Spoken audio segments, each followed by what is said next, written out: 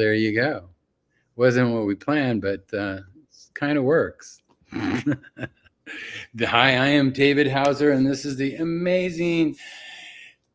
Oh, I can't even come up with the words. It's so wonderful to be here with Eben Larson. Wonderful to be here with you as well, David. Always such a joy. It's why we're here is because this is after the elections, and a lot of things are happening, and we have a lot of feelings surrounding it. But what is happening right now is the moon in Capricorn is just 2 degrees away from being conjunct exact with Pluto. What does that mean? Well, Pluto has been taking us all, I mean, the entire planet and every sentient thing on it, through a transformation. And that transformation has been so intense on so many levels for all of us. And some of us have learned the lessons and learned how to surrender and allow and be in the synchronicity. Others have not faced their demons, the things that they need to work with to make it through this transformation wormhole. But right now, you could be having friends or people in your life who are just going through so much conflict. I just got a call before the show with one of mine who is refusing to go through the transformation. But we need to reach out to them and give them love and give them the tools that they need to be able to process that. And that's why she's here right now. Oh my goodness, yes. What a time we're in. What a crunch time. There is a lot of contraction going on. I would say that with this Plutonic transit, we're definitely in the birth canal. And the birth canal, as we know, is very dark and slippery and tight. And before we actually reach the light, we do have to do a little push and pull here. And a lot of us are definitely feeling the push and pull. And a lot of these push and pulls are being triggered by the obvious election and the election results that just happened here in the US, and that has ripple effects all over the globe, clearly. Whatever side you're on, strong emotions have arisen from this event. There has been full spectrum extremes from complete utter despair and grief to total celebration and everything in between. So my invitation here is to really look at the quantum field once again. In quantum synchronicity and in quantum psychology, what we would like to look at is the fractal connection between the macro and the micro. So in this case, this macro, very big screen event that just happened with the personification of the two candidates of different ideologies and belief systems and different ways of handling campaigns, et cetera, et cetera. Whatever the narratives that have been put out there from both sides, and all of that, what that has evoked. My invitation is to take all of that, and instead of having this triggery projection towards the wrong and the right, etc., really take it inward and look at, but what does that represent for me? Meaning, what are all these triggers that are occurring right now? They belong to me. My triggers are mine. So what kind of wounding is being accessed right now? What opportunity do we have right now to really look at the wounding that is being activated by all of these triggers and the name calling, the projections, the resistance, the non-acceptance? What is that all about? I'm going to give it back to you for a little bit and see what you have to say about that. Okay, so another part of this voice from the universe is that both the moon and Pluto are trying to Uranus.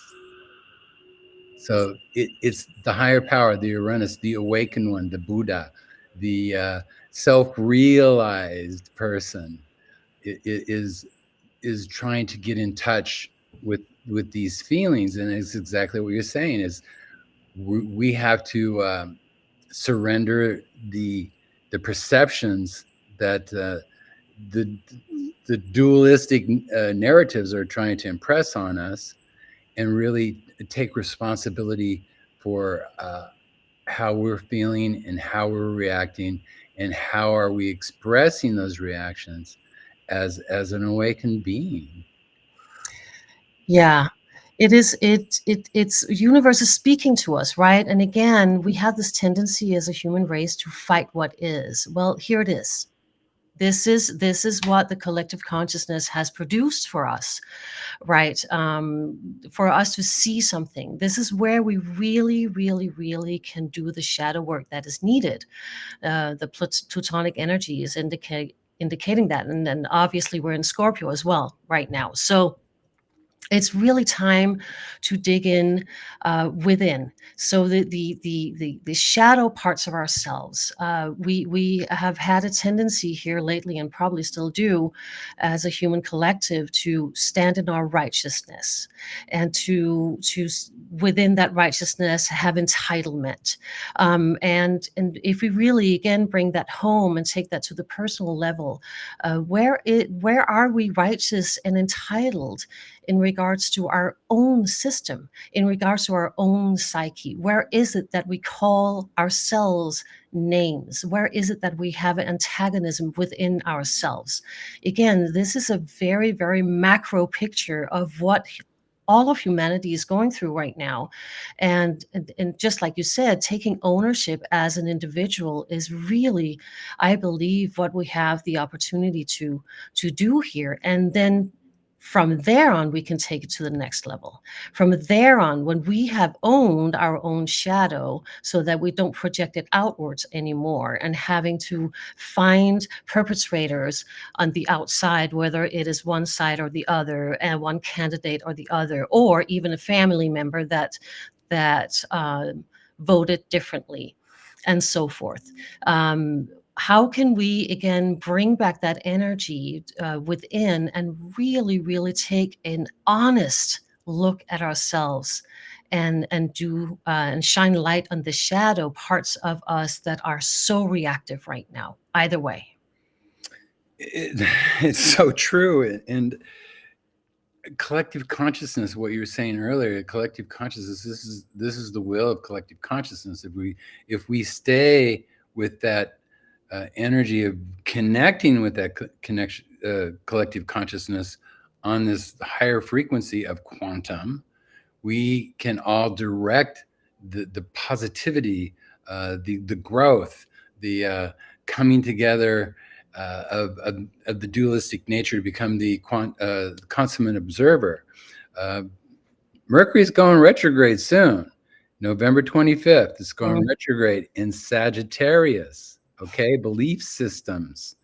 It's gonna, start its retreat at 22 degrees, the master builder. Okay.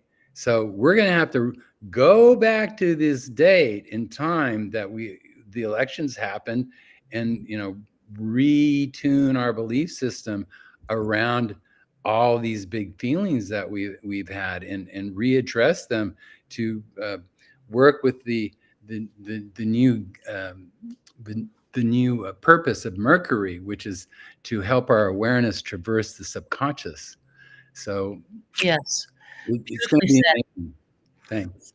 Absolutely, absolutely. And plus, then Pluto is going to ingress into Aquarius, right? So that is the birth into the dynamic of the Aquarian age, which also is very indicative of this last hurrah of the very stark Capricornian dualistic like nature that we're birthing out of, so that we can go into the higher octaves of the Capricorn Mhm. leadership, the divine feminine leadership in essence, right? Because Capricorn is indeed a feminine sign, even though a lot of people think the contrary. Um, so it's a fascinating time, and it's a time for humbling. Again, the righteousness that has arisen in regards to being right versus wrong and making the other side wrong, whatever that looks like, again, is not going to lead us to any unification, obviously, and we really have a chance to change that right now. I'm very, very curious to see how globally this is going to land now, after the initial shock that has reverberated through the whole planet. I've had a lot of people reaching out from Europe with all sorts of projections around what the future is going to look like, and yes, it is all possible. We are in the quantum field. Yet again, we can choose differently.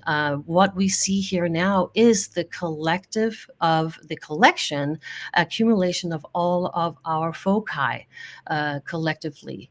And just as a reminder, a lot of the people that voted against, in the quantum field, there is no such thing as against. So whatever we vote against, we give more energy. So when we have had X candidate that we have been very, very, very adamant that we didn't want, well, we gave it more and more energy. This is a good reminder of this at this moment for those that are baffled as to the result of what just occurred. And this is really what quantum is all about. It's observing that when you put resistance there, you get resistance back. Observing that when you can look at things holistically and see the necessity of all the things we've been through, oh my God, for the last 50 years, 100 years, whatever, how far back you want to go, all that leads up to this omnipotent view of existence. And it's exciting times. It's exciting to actually visualize and see our collective consciousness in action, and how the movement of our collective consciousness is actually to have this observational view where truth is the only currency, and solving problems, common problems globally, is everybody's main objective. Absolutely. And something we've talked about before in our shows is the listening. We forgot to listen. We forgot to listen yet again. We didn't listen to where we had our fury coming from, right? Where's what was the motivation behind the projections that we put out there? We also didn't listen to each other.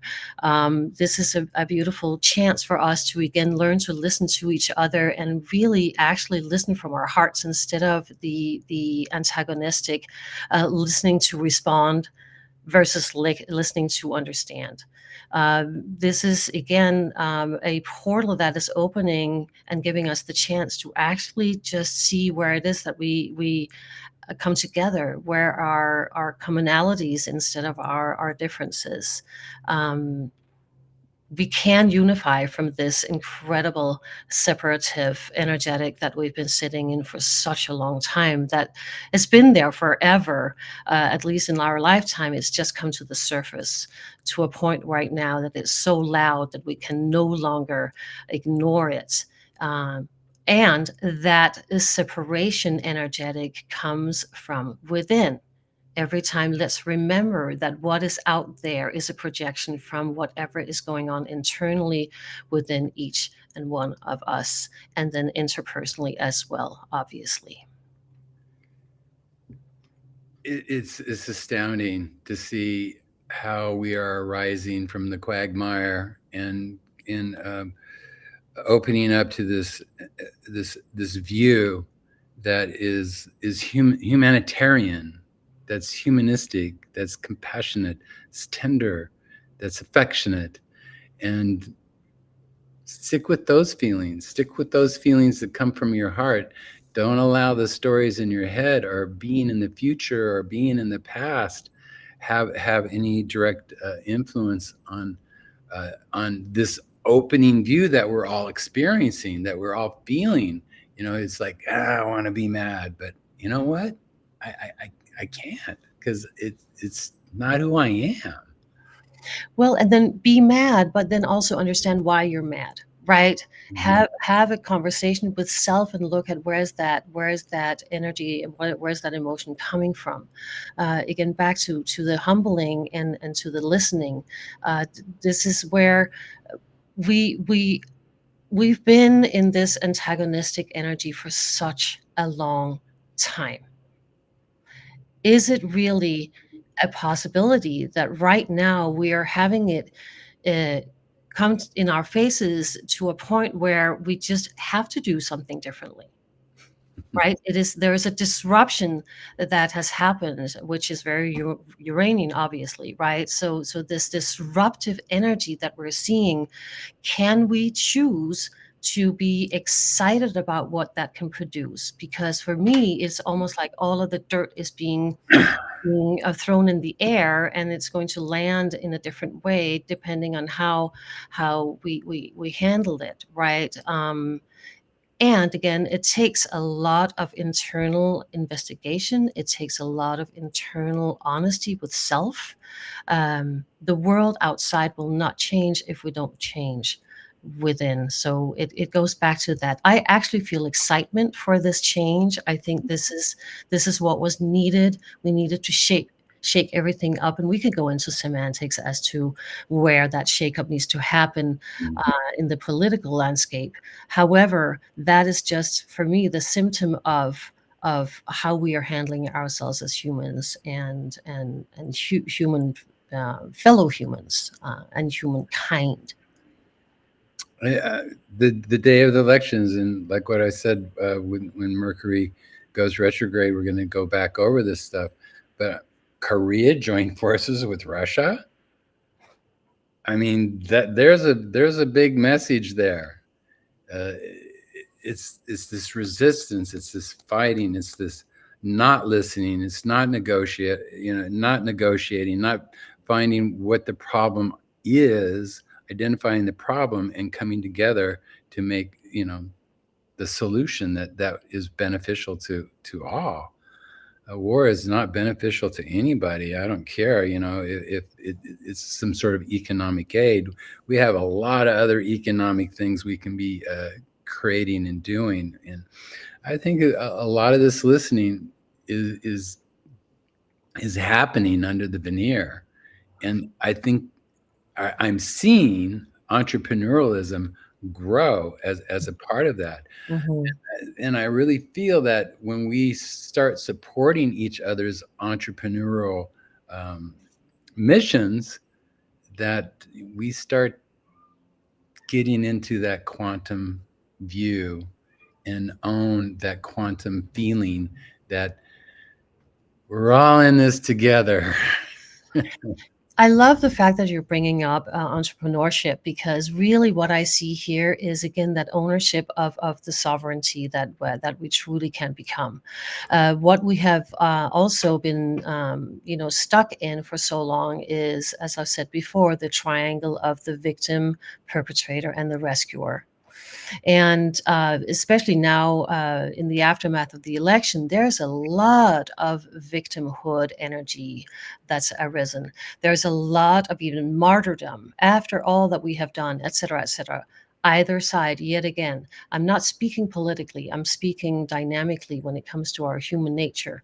And this is where we have an opportunity to step out of the victimhood. We cannot do that if we continue to blame somebody or something on the outside. Then we get ourselves stuck in that same vicious cycle, which is victim, perpetrator, and rescuer. And that's what we've seen, right? We've seen that on the political scene, that there's been a lot of victim and perpetrator energetic going on between the two sides. And then both of them are playing rescuer. Let's let's remind ourselves that nobody can rescue us. We have to rescue ourselves. Right. Amen. We have to rescue ourselves. And that means, again, going within, taking ownership of our own shadow, and shedding light on those shadow parts that need healing, the wounds that need healing, etc. Because if not, what we're just going to see perpetuating, which is what we've seen, is a lot of little children in a very large sandbox throwing sand at each other, and we all have sand in our eyes. Well, the sun's going into Sagittarius. It's going to be about restructuring our belief systems. It's going to be about going within, listening, and really connecting with our hearts and being the humanitarians that we all are under our skins. I think this is a great episode. We invite your questions. We are always open to answering any questions about these topics and what we've said here, because it is very important that we come together, and we're in a new paradigm where we're redefining everything. So it's been another amazing time with you, Even. I love you so much, and I love what we're doing. Thank you so much for this dance, and thank you, all of you out there that are open to listening, open to taking these next steps in this very uncertain time. And if we can see this uncertainty as a beautiful big blank canvas where we can redesign and redefine who we are. Absolutely. Mwah. Oceans of love, everyone.